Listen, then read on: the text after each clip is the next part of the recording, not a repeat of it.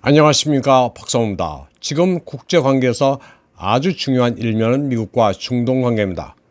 특히 사우디와 미국의 관계가 최악으로 치닫고 있는 가운데 모하메드 빈 살만 왕세자와 가까운 사우드 알샬론 왕자가 바이든과 미국에 대해 강력한 경고를 날렸습니다. 영상 메시지를 공개했는데 그 강도가 너무 셌다고 생각했는지 얼마 안 있다 삭제했습니다. 사우드 알샬란 왕자는 사우디 왕국의 존재를 위협하지 말라. 우리는 지하드와 순교의 산물이라고 미국에 경고했습니다. 지하드와 순교라는 단어까지 나왔으니 이보다 더한 경고는 없습니다. 알샬란 왕자는 사우디를 건국한 압둘 아지즈 국왕의 손녀사입니다. 그는 사우디를 위협한다고 생각하는 이는 자신의 메시지를 새겨 들으라고 말했습니다. 한편 사우디의 한 소식통은 사우드 알샬란의 발언이 사우디 정부의 공식 입장은 아니라면서 일단 진화하는 모습을 보였다고 폭스뉴스 디지털은 전했습니다. 미국과 사우디는 오펙 플러스의 하루 200만 배럴 감산권을 둘러싸고 신경전을 벌여왔습니다. 바이든이 빈 살만 왕세자까지 만나 간청했지만 보기 좋게 무시당했습니다. 그러자 바이든은 사우디가 우크라이나 전쟁 와중에 러시아 편을 들고 있다면서 그 후과가 있을 것이라고 경고했습니다. 이에 대해 사우디는 상업적인 고려에서 감산을 한 것이지 러시아 편을 든 게 아니라고 반박했습니다. 사우디는 성명까지 내고 바이든의 주장이 팩트에 근거한 게 아니라면서 조목조목 따졌습니다. 오페크 플러스의 결정은 이란도 찬성했다고도 했습니다. 사우디아라비아는 오랫동안 미국의 동맹이었지만 이제는 그 관계가 산산조각 나고 있습니다. 사우디와의 관계가 악화된 데는 바이든의 입방정도 한 몫을 했습니다. 바이든은 사우디를 외톨이가 돼야 할 불량 국가라고 말했습니다.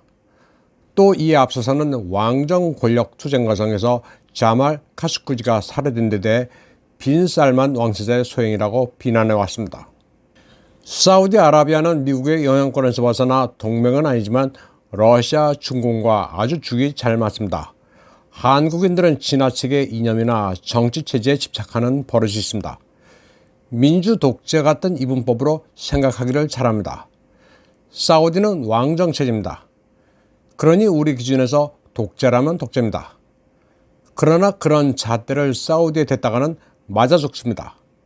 바이든이 오판한 것도 바로 그 부분입니다.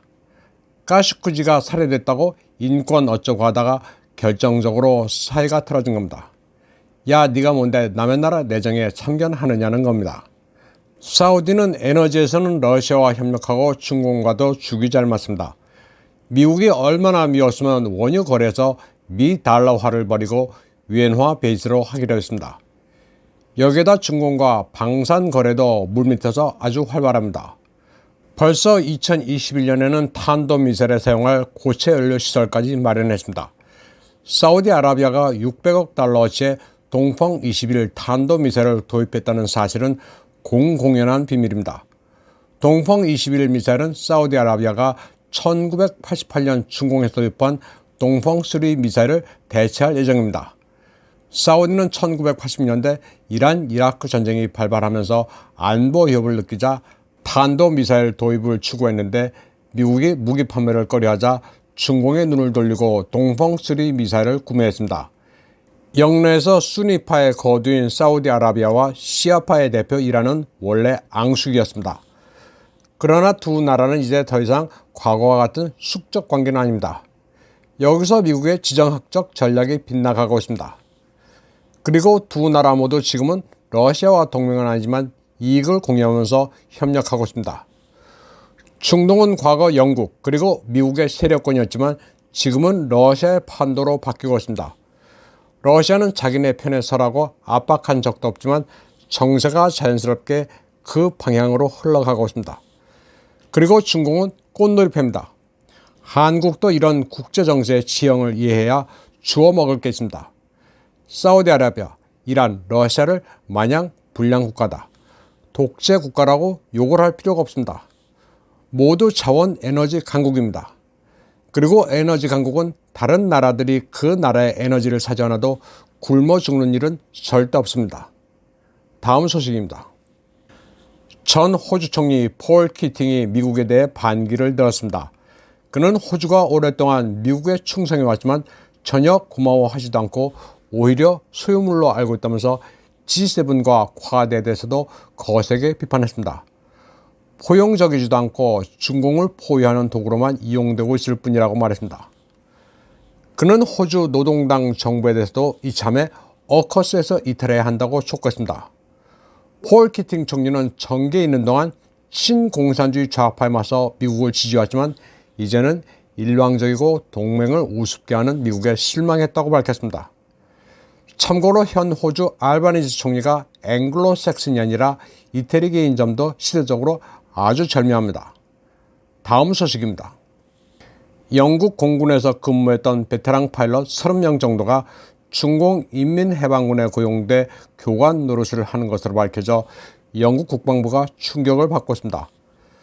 군에서 퇴역해 중공의 초청을 받아 고용되는 형태는 이미 2019년부터 인지됐던 현상입니다. 당시는 규모가 미미해 그다지 신경 쓰일 정도는 아니었는데 이제 그 심각성을 뒤늦게 깨닫고 있습니다. 영국 국방부는 이제 심각한 안보 위협으로 간주하기 시작했습니다. 영국 국방부 대변인은 파일럿 인력의 중공 유출을 방지하기 위한 대책을 취하겠다고 말했습니다. 그리고 이들이 보안 서약을 했는지 여부부터 꼼꼼하게 챙겨보겠다고 밝혔습니다. 중공인민해방군에 고용된 영국의 전직 공군 파일럿은 연봉으로 27만 달러를 받는 것으로 전해졌습니다. 영국 국방부 관계자는 이들 가운데 미제 F-35 전투기에 익숙한 파일럿은 아직 없다고 말했습니다. 그나마 다행인 게 타이푼, 해리어, 자구어, 토네이도 같은 기종과 와일드캣이나 멀린 같은 군용 헬기 파일럿이 대부분이란 겁니다. 중공군에 고용된 파일럿은 거의가 50대로만 알려졌는데 영국 국방부는 실명을 거론하진 않았습니다. 영국의 파일럿들은 중공인민해방군 공군의 군사 지식과 실전 능력을 배양해주고 있습니다. 중공은 영국의 공군뿐 아니라 다른 군종에서도 인력 흡수를 꾀하고 있습니다. 영국 군 당국은 그러나 중공으로 건너간 파일럿이 현행법을 어긴 물증을 딱히 찾아낼 수가 없어 고심하고 있습니다. 영국군은 현직과 전직 파일럿들에게 중공에 고용되지 말라고 설득을 하고 있습니다. 그러면서 중공에 대해서는 이 사안과 관련해 예전에 별 이의를 제기하지 않았다고 해서 마냥 묵인할 것으로 오판하지는 말라고 말했습니다.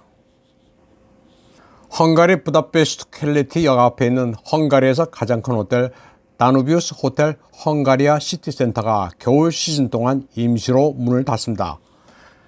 다른 유럽 국가들보다는 상대적으로 사정이 나은 편이지만 인플레이션과 에너지 가격이 상승했기 때문입니다. 이 호텔은 499개의 객실을 갖추고 있는데 11월 1일부터 2023년 2월 28일까지 예약을 받지 않을 예정이라고 헝가리 여행 뉴스 웹사이트 투리스무스가 전했습니다. 호텔 다누비우스 헝가리아 시티센터는 여러 차례 리모델링을 거친 건물로 1915년에 처음 호텔로 문을 열었습니다. 호텔 운영자는 부다페스트, 듀르, 북에 있는 다른 체인은 계속해서 고객을 받는다고 밝혔습니다. 그리고 앞으로 험난한 시기를 앞두고 있지만 장기적인 안목에서 호텔을 계속 단장하고 발전시켜 나가겠다고 말했습니다. 헝가리 언론들은 이달 초 호텔 레스토랑 협회 관계자를 인용해 스파 호텔의 4분의 1 이상이 겨울에 문을 닫을 수도 있다고 보도했습니다. 이번 방송은 여기까지 하겠습니다. 시청해주신 여러분 감사합니다.